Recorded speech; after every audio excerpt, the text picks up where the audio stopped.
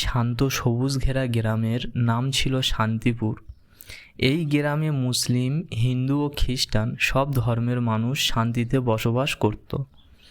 সেই গ্রামের 3 কিশোর বন্ধু ছিল, আহমেদ, রবি এবং জন। আহমেদ ছিল একজন মুসলিম। সে 5 ওয়াক্ত নামাজ পড়ত, বাবা মায়ের কথা শুনত এবং গ্রামের দরিদ্র মানুষের সাহায্য করতে ভালোবাসত। রবি ছিল একজন পরিশ্রমী ও ভদ্র ছেলে। সে সবসময় সত্য কথা বলতো এবং অন্যের কষ্ট দেখে চুপ থাকতে পারত না। জন ছিল খুবই শান্ত স্বভাবের। সে সবাইকে হাসি মুখে কথা বলতে এবং গ্রামের অসুস্থ বৃদ্ধ মানুষদের সাহায্য করতে। 3 জনের ধর্ম আলাদা হলেও তাদের হৃদয় ছিল এক। গ্রামের মানুষ বলতো, এদের বন্ধুত্ব যেন ভালোবাসা, সততা আর মানবতার উদাহরণ। একদিন গ্রামের ইমাম সাহেব জুমার খুতবায় বললেন, হে মানুষ, আল্লাহ তোমাদেরকে বিভিন্ন জাতি ও গোত্রে সৃষ্টি করেছেন যাতে তোমরা পরস্পর পরিচিত হও। আল্লাহর কাছে সেই ব্যক্তি অধিক সম্মানিত যে অধিক তাকওয়াবান। এই কথা আহমেদের হৃদয়ের গভীরভাবে দাগ কাটল।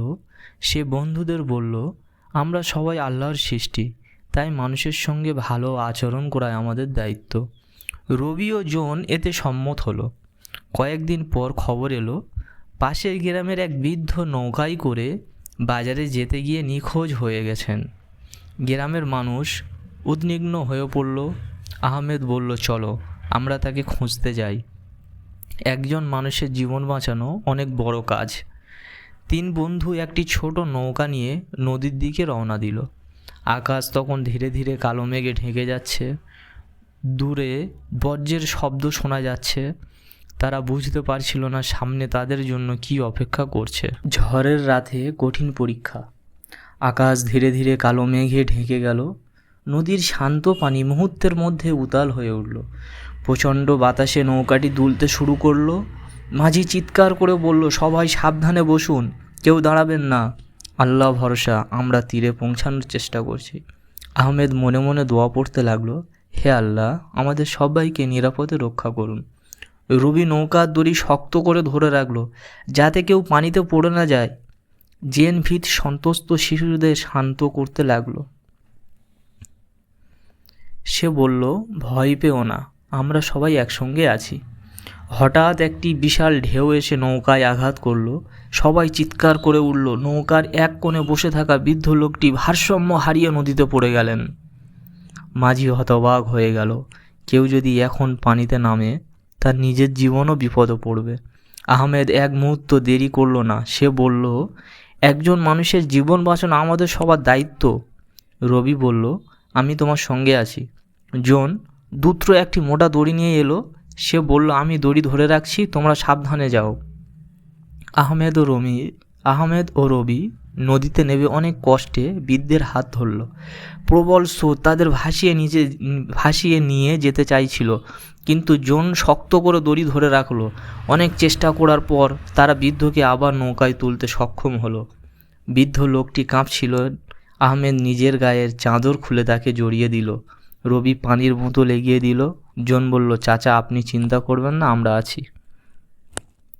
বৃদ্ধের চোখে পানি চলে এলো। তিনি বললেন, আজ তোমরা আমার জীবন বাঁচিয়েছ। তোমাদের ধর্ম আলাদা, কিন্তু তোমাদের হৃদয় এক। কিছুক্ষণ পর ঝড় থেমে গেল। আকাশে সূর্যের আলো ফুটে উঠল। নৌকাটি ধীরে ধীরে নিরাপদে তীরে ভিড়ল। গ্রামের মানুষ যখন সব ঘটনা শুনল, তখন সবাই 3 বন্ধুর সাহসের প্রশংসা করল। গ্রামের ইমাম সাহেব বললেন, ইসলাম মানুষকে দয়া নয়, মানুষের উপকার করতে শিক্ষা দেয়। যে মানুষ অন্যের জীবন রক্ষা করার চেষ্টা করে, সে মহান কাজ করে। আহমেদ বিনয়ের সঙ্গে বলল, আমরা শুধু একজন অসহায় মানুষকে সাহায্য করেছি, সব প্রশংসা মহান আল্লাহর।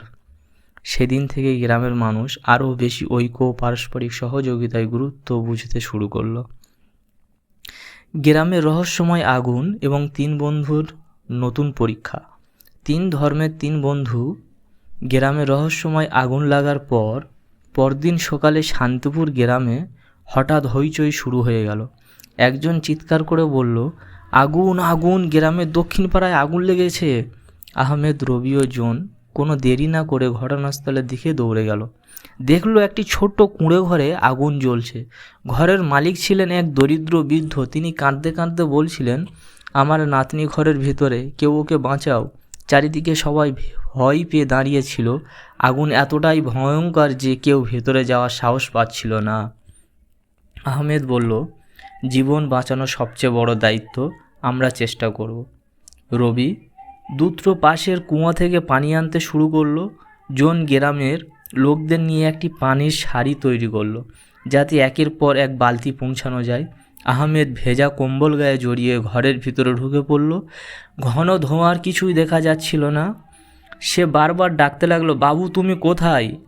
এক কোণে কান্নার শব্দ শুনে সে এগিয়ে গেল। সেখানে একটি ছোট্ট মেয়ে ভয়ে কাঁদছিল। আহমেদ তাকে কোলে তুলে দ্রুত বাইরে বেরিয়ে এলো। গ্রামের মানুষ আনন্দে চিৎকার করে উঠল। বৃদ্ধা নাতনিকে বুকে জড়িয়ে ধরে কান্নায় ভেঙে পড়লেন। তিনি বললেন, আল্লাহ তোমাদের উত্তম প্রতিদান দিন। তোমরা না থাকলে আজ আমার সব শেষ হয়ে যেত। এরপর 3 বন্ধু মিলে গ্রামের মানুষদের সঙ্গে আগুন পুরোপুরি নিভিয়ে ফেলল। সন্ধ্যায় গ্রামের সবাই একত্র হলো। ইমাম সাহেব বললেন, মানুষের উপকার করা আল্লাহর নিকট অত্যন্ত প্রিয় কাজ। যে অন্যর বিপদে পাশে দাঁড়ায়, আল্লাহ তার বিপদও দূর করে দেন। আহমেদ বললেন, আজ আমরা বুঝলাম, মানুষ যখন একসঙ্গে কাজ করে তখন বড় বড় বিপদও মোকাবিলা করা যায়। রবি বলল, ধর্ম আমাদের ভালো কাজ করতে শেখায়, আর ভালো কাজ মানুষের হৃদয়ে এক করে। জন হাসি মুখে বলল, আজকের এই ঘটনা আমাদের বন্ধুত্বে আরও শক্তিশালী করে দিল। কিন্তু তারা জানতো না, সামনে তাদের জন্য আরও বড় একটি পরীক্ষা অপেক্ষা করছে। যে পরীক্ষায় শুধু সাহস নয়, সত্য ও ন্যায়ের পক্ষে দাঁড়াতে হবে। হারিয়ে যাওয়া টাকার ব্যাগ। আগুনের ঘটনায় কয়েকদিন পরের কথা। একদিন সকালে আহমেদ, রবি আর জন বাজারে যাচ্ছিল। পথে একটা বড় বটগাছের নিচে তারা একটা কালো ব্যাগ দেখতে পেল। রবি বলল, এই ব্যাগটা এখানে কে রেখে গেল? জন ব্যাগটা তুলে দেখলো ব্যাগটা বেশি ভারী। আহমেদ বলল, খুলে দেখি ভিতরে কি আছে। ব্যাগ খুলতেই 3 জন অবাক। ভিতরে অনেক টাকা, কিছু গুরুত্বপূর্ণ কাগজ আর একটা পরিচয়পত্র। রবি বলল, এত টাকা কেউ চাইলে এটা নিয়ে পালিয়ে যেতে পারে। জন মাথা নেড়ে বলল, কিন্তু এটা তো আমাদের টাকা নয়। আহমেদ শান্তভাবে বলল, অন্যের জিনিস নিজের করে নেওয়া ঠিক না। যার জিনিস তাকে ফিরিয়ে দেওয়াই আমাদের দায়িত্ব। 3 বন্ধু পরিচয়পত্র দেখে বুঝল ব্যাগটা পাশের গ্রামের একজন ব্যবসায়ী। তারা সঙ্গে সঙ্গে সেই ঠিকানায় রওনা দিল। ওদিকে ব্যবসায়ী সাহেব দুশ্চিন্তায় কাঁদছেন। তিনি বলছিলেন, এই টাকা আজ শ্রমিকদের বেতন দেওয়ার কথা ছিল। ব্যাগটা না পেলে আমি তো শেষ হয়ে যাব। ঠিক তখনই আহমেদ, রবি আর জন সেখানে পৌঁছে ব্যাগটা তার হাতে তুলে দিল। ব্যাগ খুলে সব কিছু ঠিকঠাক দেখে ব্যবসায়ী চোখে পানি চলে এলো। তিনি বললেন, তোমরা চাইলে এই টাকা তো নিয়ে পালিয়ে যেতে পারতে, কিন্তু তোমরা তা করোনি কেন?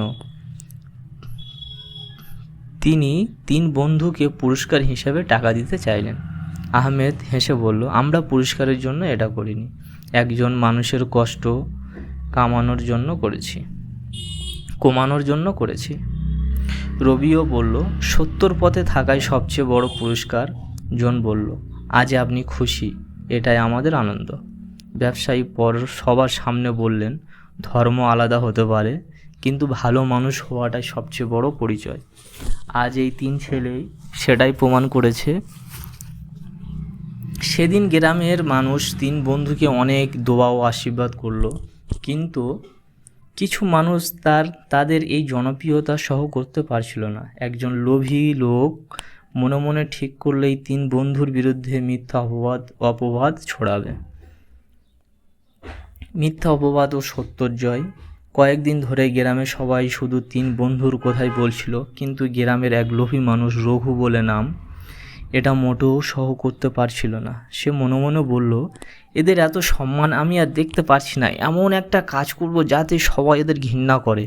একদিন রাতে রঘু গ্রামের মন্দিরের দান বক্স থেকে কিছু টাকা চুরি করলো। পরদিন সকালে পুরো গ্রামে হইচই পড়ে গেল।